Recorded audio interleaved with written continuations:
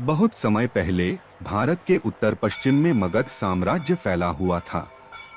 वहाँ का राजा नंद बहुत शक्तिशाली था, लेकिन घमंडी और प्रजा के दुखों से बेखबर।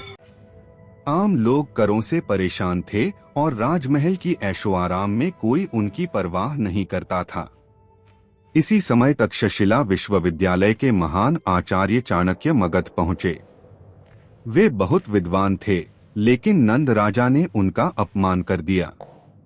क्रोधित चाणक्य ने शपथ ली, मैं इस घमंडी साम्राज्य को गिराऊंगा और भारत को एक महान साम्राज्य दूंगा। चाणक्य ने अपनी तलाश शुरू की, कौन होगा वह नायक जो पूरे भारत को एकजुट कर सके।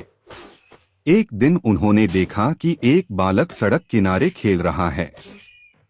उसका नाम था चंद्रगुप्त। उसकी आंखों में तेज था और दिल में साहस।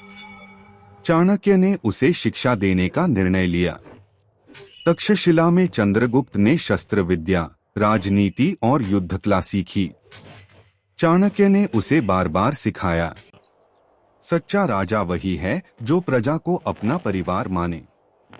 धीरे धीरे चंद्रगुप्त बड़ा हुआ और चाणक्य की योजना के साथ उसने नंद वंश के खिलाफ युद्ध छेड़ दिया। शुरू में हार भी हुई, लेकिन चाणक्य ने हिम्मत नहीं हारी। उन्होंने रणनीति बनाई, छोटे छोटे गांवों को जीतकर सहयोगी बनाए, सैनिकों को प्रशिक्षित किया, गुप्तचर तंत्र स्पाई नेटवर्क खड़ा किया।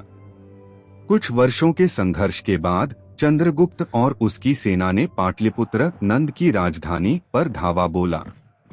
नंद की विशाल सेना टूट गई।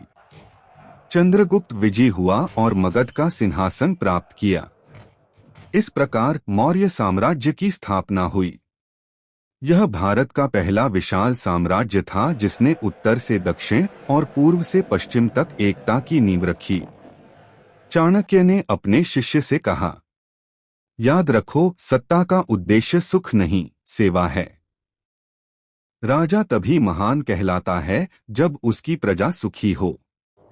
चंद्रगुप्त ने यही मार्ग अपनाया। उसने किसानों का कर कम किया, सैनिकों को मजबूत बनाया और पड़ोसी राज्यों के साथ संबंध सुधारे। उसके शासन में भारत पहले से कहीं अधिक शक्तिशाली और संगठित बना।